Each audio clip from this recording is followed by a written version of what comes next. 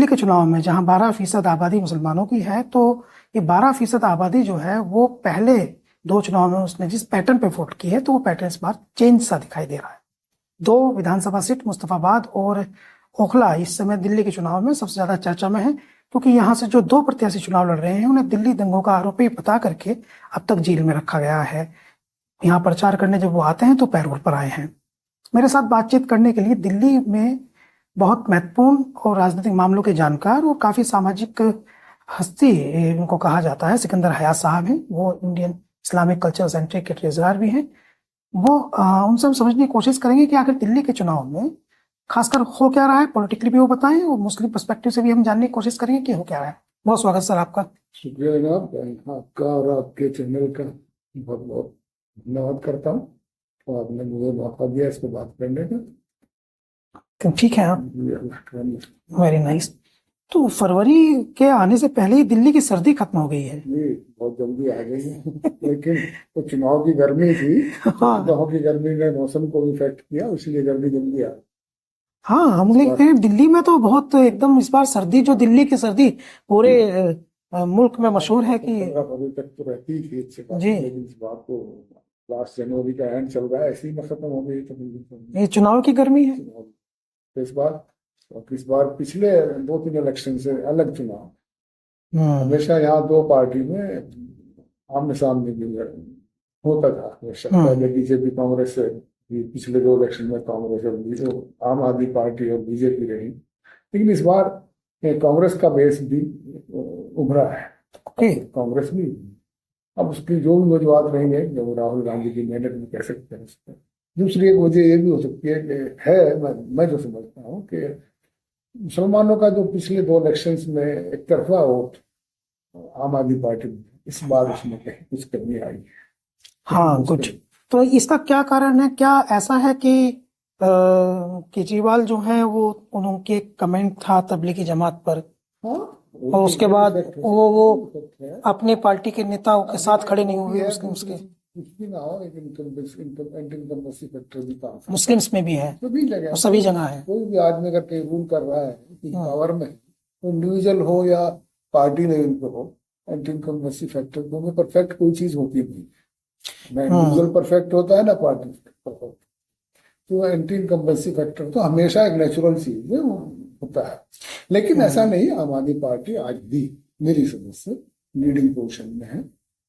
Leading position में आदमी कांग्रेस का पिछले के मुकाबले में ग्राफ थोड़ा 4% वोट बैंक से थोड़ा बढ़ जाएगा। तो ये भी राहुल गांधी की है, ये भी राहुल गांधी की वजह से, राहुल गांधी की मेहनत है नहीं। तो देखिए क्या होता है, बताऊंगा आखिर। ये एक अलग तरह का पैटर्न है दिल्ली की राजनीति में, दिल्ली विधानसभा चुनाव की राजनीति में, कि यहाँ के लोग लोकसभा में तो भारतीय जनता पार्टी के सांसद बना देते हैं और विधानसभा में भारतीय जनता पार्टी को हरा देते हैं। ऐसा क्यों? देखिए, राज्य लोकसभा में मामला नेशनल लेवल पे देखते हैं लोग, गवर्नमेंट किसकी चाहते हैं नेशनल लेवल, और वहाँ बहुत से अलग फैक्टर काम करते हैं। लेकिन स्टेट का जो इलेक्शन होता है, इसमें लोकल लेवल पे भी देखा जाता है, क्योंकि कॉन्स्टिट्यूंसी बहुत बड़ी नहीं होती। एमएलए की कॉन्स्टिट्यूंसी लोकसभा के मुकाबले में 20% होती है। तो वहां पे लोकल फैक्टर काम कर जाते हैं, क्षेत्रीय मुद्दे, बिजली सड़क पानी भी, और दूसरे कैंडिडेट्स की लोकप्रियता भी काम करती है। कैंडिडेट्स की लोकप्रियता भी इसमें काम करती है। लेकिन आम आदमी पार्टी तो ऐसे प्रत्याशी लेकर आई, अगर हम उनका देखें पिछले 2-3 चुनाव, ये चौथा चुनाव उनका है, तो अगर हम उनके देखें तो वो ऐसे चेहरों को लेकर के आई जिनको लोग जानते ही नहीं थे, या फिर वो या तो पॉलिटिक्स से दूर थे, वे दूसरी चीजों में थे, लेकिन वो आए चुनाव में और जीत गए। पार्टी का अपना फैसला है, वो किस बेस पे उनको लाए हैं अभी नहीं कह सकते। अब बहुत से जो कैंडिडेट थे पहले से विधायक थे, उनके टिकट काटे भी।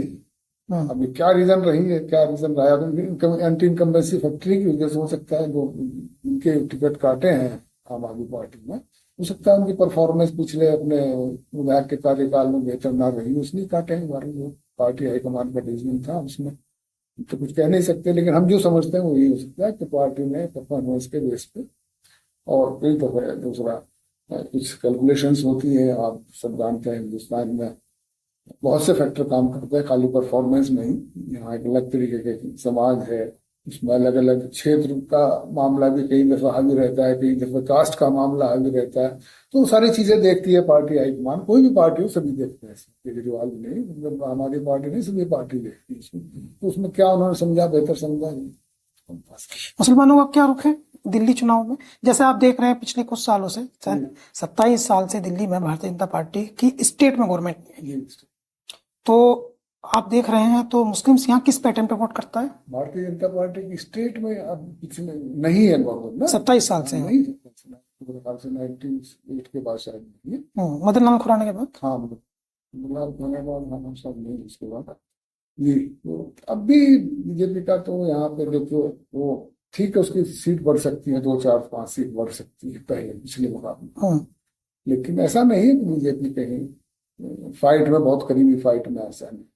मैं एक बात समझना चाहता हूँ कि जैसे उत्तर प्रदेश का चुनाव है या फिर मध्य प्रदेश का चुनाव है, राजस्थान का चुनाव है, तो यहाँ सब जो है वो भारतीय जनता पार्टी चुनाव से पहले ध्रुवीकरण करने की कोशिश करती हुई दिखती है, लेकिन दिल्ली के चुनाव में ध्रुवीकरण का ये जो फॉर्मूला है ये उतना कारगर नहीं रहता है। दिल्ली की जो पब्लिक है, दिल्ली की जनता, वोटर्स जो है वो अलग तरह है। यहाँ अलग अलग स्टेट से, अलग अलग जगहों से, और मैक्सिमम लोग पढ़े लिखे लोग यहाँ माइग्रेट हो गए हैं, और तो अपनी जॉब के सिलसिले में, उसकी। तो वहाँ देखिए, वो चीज जो आप कह रहे हैं, जिस चीज को फैलाते हैं बीजेपी, ध्रुवीकरण की राजनीति, हिंदू मुस्लिम के बेस पर, इसको भी कह लीजिए, वो पढ़े लिखे लोगों में उतना कारगर नहीं होता। मैं जो समझता हूँ, यहाँ लोग अपना सोच समझ के, बड़े होशियार वोटर हैं यहाँ, बहुत परिपक्व वोटर हैं। तो वो ऐसे नहीं कि किसी के कहने से वोट नहीं, वो आखिरी टाइम तक देखते हैं, और किसी के कहने से वोट नहीं डालते, वो अपनी सोच समझ कर वोट करते। और अच्छी बात होना भी यही चाहिए, क्योंकि मैं समझता हूँ कि वोट डालना जो, वो इंसान का बहुत अहम फर्ज है, और बहुत अहम फरीजा, और एक अमानत है। मैं तो कहता हूँ कि अमानत है। अगर मेरे वोट से मेरा वोट किसी पार्टी को जाता है, किसी कैंडिडेट को जाता है, कल वो अगर कोई गलत काम करता है, तो कहीं ना कहीं मैं उसका हिस्सेदार हूँ। तो इसलिए बहुत सोच समझ कर मैं तो रिक्वेस्ट करता हूँ सबसे, और मैं आपके माध्यम से सबसे अपील करता हूँ कि वोट को किसी के बहकावे में, किसी क्षेत्रीय मुद्दे के हिसाब से, या जो भी बरल है, किसी भाईचारे के हिसाब से, कि कोई इज्म आ जाए, कोई हिसाब हुआ है, सहारनपुर का हो तो सहारनपुर के कैंडिडेट को टिकट वोट दूंगा, या कई जगह भाई ये मेरी कास्ट का है इसलिए वोट दूंगा, ये नहीं होना चाहिए। डेवलपमेंट के बेस पे, और जो देश में सुख और अमन और शांति का पैगाम फैला सके, ऐसे लोगों को चुन के भेजना चाहिए, जो कि गंगा जमनी तहजीब को जो मेंटेन रख सके, और लोकल डेवलपमेंट। अभी हम देख रहे हैं कि 2 विधानसभा का चुनाव मुस्लिम पर्सपेक्टिव से काफी चर्चित हो गया है, एक मुस्तफाबाद का, दूसरा खोखला का। तो इन चुनाव में असदुद्दीन ओवैसी साहब का राजनीतिक दल वो काफी सक्रियता दिखा रहा है, तो इनको किस नजरिए से देखते हैं आप? देखिए, असदुद्दीन ओवैसी साहब, बैरिस्टर असदुद्दीन ओवैसी साहब बहुत ही काबिल आदमी है, और उनकी पार्टी, उनके वालिद साहब, बल्कि शायद उनके दादा के टाइम से उनकी पार्टी थी पुराना। और हर आदमी को हक है कि वो कहीं से भी अपना, हिंदुस्तान में कोई भी नागरिक अपना कहीं से लड़ सकता है इलेक्शन में, कोई उसमें बुराई नहीं है, अच्छी बात है, लड़ रहे हैं, ठीक है। हाँ, ये बात जरूर है कि देखना चाहिए कि जिन आदमियों को कैंडिडेट को टिकट दिया है वो मजलूम है। 5 साल से 4 साल से उन लोगों को उसने टिकट दिया है, वो वाकई उनकी कोई सुनवाई नहीं, बेल तक नहीं, उनके केस में आज तक, मतलब बेल तक नहीं, 4 साल 5 साल से वो टिकट दिया उनको, चलिए ठीक है। अब देखिए क्या होता है, लोग, जहां तक बात मैं ओखला की, तो शिफा साहब जो जामिया से पढ़े हुए हैं, और जामिया ओल्ड बॉयज हॉस्टल के आजमी के प्रेसिडेंट भी थे, तो वहां उनका एक अच्छा खासा है। लेकिन उसके बावजूद अभी भी मैं कह सकता हूँ कि तीनों कैंडिडेट यहाँ पे, चाहे वो कांग्रेस से अरीबा खान हो, अमानतुल्लाह खान हो, या शिफा रहमान, इन तीनों कैंडिडेट्स ने तीनों अच्छा परफॉर्म कर रहे हैं। अभी वक्त बताएगा। जो आखिर मुसलमानों का एक मैं और देखा हूँ, मैं 1983 से यहाँ दिल्ली में रह रहा हूँ, यहाँ ओखला में ही रह रहा हूँ हमेशा से, तो मैं देखा हूँ कि यहाँ पे होता रहता है साहब, कई दफा कुछ फैलाने, ड्रग फैलाने की कोशिश की जाती है साहब बीजेपी में, लेकिन मुसलमान इतना बेवकूफ नहीं रहा। मुसलमान जब भी आखिर में वोट डालता है बहुत सोच समझ के वोट डालता है। अब देख लीजिए हम 83 से अब तक देख रहे हैं कि हमेशा 93 में यहाँ एमएलए के इलेक्शन हो रहे हैं, 93 फर्स्ट टाइम इलेक्शन हुआ था, हमेशा होता है साहब कि साहब ये हो जाएगा हो जाएगा। पहली चीज तो है कि बीजेपी जीते या कोई भी जीते, हमें अपने सोच से एक बेहतर कैंडिडेट को वोट देना चाहिए, जो कौम के लिए, मिल्लत के लिए और मुल्क के लिए और डेवलपमेंट के लिए और भाईचारे और गंगा जमुनी तहजीब को मेंटेन रखने के लिए हमें सोच समझ को देना। और यहाँ के मुसलमान करते हैं ऐसे, दिल्ली के अल्टीमेटली सबके साथ इलेक्शन का। आज की डेट में कहूँ कि अमानतुल्लाह थोड़ा सा एज ले ही है आज की डेट में, मेरे हिसाब से अमानतुल्लाह खान आज भी एज लिए गए, लेकिन आखिर टाइम तक मुसलमान देखेगा, वो तो देखेगा जिसको एज होगी, वो जो दूसरे का भी इलेक्शन लड़ा रहा है ना वो भी वहीं पहुंच जाएगा।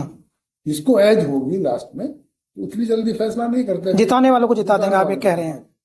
ये हमेशा की टेंडेंसी देखी है, जो जीतता हुआ होता है उसी को एक तरफा वोट चला जाता है। लेकिन सिंपैथी है सिफाउर रहमान से। हाँ सिंपैथी बहुत लोगों से, इसमें कुछ नहीं, होनी भी चाहिए मजमून में, सिंपैथी होना करवा। ताहिर हुसैन मुस्तफाबाद भी एक वहां का क्योंकि काउंसलर था, और देखिए अफसोस की बात ये रही कि अभी यही था दिल्ली में जब वो राइट्स हुए, तो जो भी कुछ था बगैर किसी इंक्वायरी के पार्टी उसको एकदम निष्कासित कर देती है। आपका काउंसलर था, ठीक है, मतलब अभी तो अदालत ने भी साबित नहीं किया, केस चल रहा है। पार्टी ने मतलब आप अपने काउंसलर को सुबह मतलब कोई वीडियो आई और साथ के साथ उसको मतलब बगैर किसी इंक्वायरी के, बगैर किसी नोटिस के एकदम उसको निष्कासित कर दिया, तो ये हमें किसी को अच्छा नहीं लगा। शायद इसलिए इस बार जो है वो फिर मुस्तकिल 4-5 साल से जेल में, हमको जेल तक ना होना, पैरोल पाए होंगे सुबह शाम तक, सिक्योरिटी के उन्हें 2-2.5 लाख रुपए 2.5 लाख रुपए पर डे पे जमा करने होंगे। तो बहरहाल अब जो भी है हालात हैं अब इनकी सवाल, लेकिन हमें पूरा यकीन है कि यहाँ का वोटर बिल्कुल धोखे में नहीं आएगा और बहुत सोच समझ के जो बेहतर कैंडिडेट होंगे और बेहतर पार्टी के लोग होंगे वही वोट मिलेगा, जो इलाके के लिए, कौम और मिल्लत के लिए और मुल्क के लिए, पूरे मुल्क के लिए जो बेहतर होगा उसी को वोट देगा। हाँ एक लेकिन यहाँ सड़क, पानी, बिजली का एक है कि मुसलमानों के मोहल्लों में अगर हम दिल्ली को मूवमेंट करें, दिल्ली में मूवमेंट करें, तो ये बात काफी चौंकाती है कि जो मुस्लिम बहुल इलाके हैं जैसे हौज खास है, हौज रानी है, ओखला है, शाहीन बाग है, फरूज एन्क्लेव, मुस्तफाबाद है या जाफराबाद है या यमुना पार्क का इलाका है, वहाँ की जो सड़कें हैं, बिजली है, पानी की जो व्यवस्थाएं हैं, वो दूसरे दिल्ली से की तुलना में खराब है। देखिए आपने हौज खास का नाम लिया, हौज खास या दूसरी और कॉलोनी सब अप्रूव कॉलोनी है, पहले से पूरी प्लानिंग के साथ सब काम होता है। तो वहाँ का कंपनी सब जितनी कॉलोनी जो आपने ओखला की गिनाई है, तो मुस्तफाबाद है या ओखला विहार है या दूसरे और फजल है, सब ये अनऑथराइज कॉलोनी थी, बाद में रेगुलराइज हुई है। देखिए उनके उनमें कंपैरिजन में देखिए फर्क तो रहेगा, लेकिन ऐसा नहीं है, डेवलपमेंट हुआ भी है, लेकिन उनका कंपैरिजन नहीं हो सकता जो पहले से प्लानिंग होकर कॉलोनी काटी जाए और पहले से रोड बन के पानी की लाइन बन के, देखिए उनका कंपैरिजन तो नहीं हो सकता।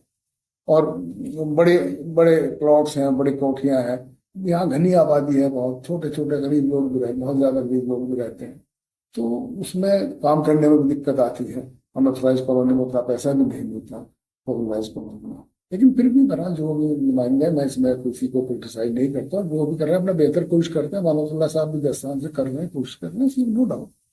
22% ऐसी आबादी है जो जिनको पूर्वांचल के या ऐसे लोग कह सकते हैं जो मिडिल क्लास है, लोअर मिडिल क्लास है, जो फिर भी इस चीजें जिनकी चर्चा होती है कि वो इनको मिल रहा है, बिजली, पानी और स्कूल बेहतर, तो ये केजरीवाल को फायदा देगी। लेडीज को फ्री सर्व है, स्टूडेंट्स का है, और बिजली में 2 यूनिट का।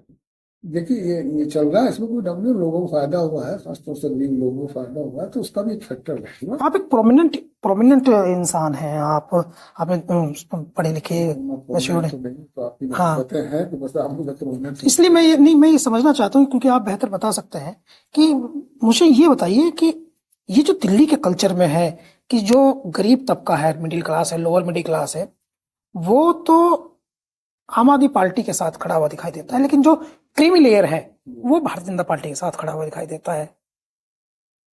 भाई मैं क्या कहूँ कि पिछले कुछ दिनों से, पिछले 10-12 साल से हम्म, इस मुल्क की जो इतना खूबसूरत मुल्क है, जहाँ आपस में भाईचारा की मिसाल दी जाती थी दूसरे मुल्कों में भी, आज जिस तरह का माहौल बना दिया गया कि आपस में दूरियां पैदा कर दी गई। तो अब उसी की वजह है कि आज ओखला ओखला में लोग, या जहां मुसलमान है वो मुसलमानों के बीच में रहना चाहते हैं, जो हिंदू है वो हिंदुओं के बीच में रहना चाहते हैं, एक दूसरे से डर की भावना पैदा हो, ये बड़ा अफसोस की बात है।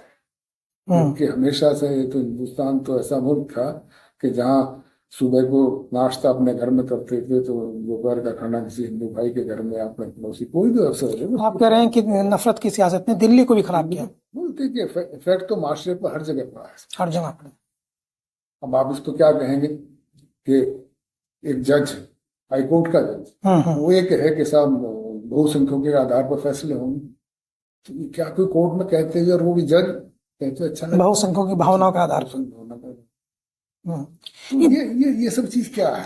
नहीं तो ये अब सीबीएसई की बुक्स में या एनसीईआरटी की बुक्स में अगर कहीं जो तारीख को बदलने की कोशिश की जा रही, ये मस्जिद बना के या गुंबद बना के और वहां टेररिज्म का सिंबल बना दिया गया, बच्चों को क्या क्या सिखा रहे हैं? बच्चे शहर घूम रहे हैं बच्चों को। नफरत की तो लंबी उम्र नहीं होती ना। हाँ, नहीं होती ये इनके।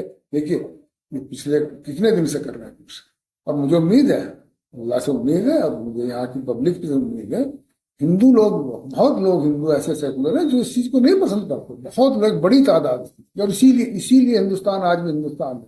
पर्सनली आप, हाँ, एक्चुअली क्या है कि दहलीन जो हैं, जो दिल्ली के लोग हैं, उन्हें भारत बहुत बड़ा देश है, 140 करोड़ की आबादी का, 140 करोड़ की आबादी का इतना बड़ा देश है, और वहां पर दहलीन जो है, दिल्ली चूंकि कैपिटल है, तो ये मानते हैं पूरे देश के लोग कि दिल्ली का जो व्यक्ति है वो वैचारिक तौर पे अन्य स्टेट की तुलना में अधिक जानकार है, उसको फॉलो करते हैं, दहलीन को फॉलो करते हैं। तो जब दिल्ली भी इसी तरह की राजनीति करेगी तो सवाल उठता है कि ये बहुत पढ़े लिखे, वेल मैच्योर्ड और राजनीति को नजदीक से समझने वाले लोग भी।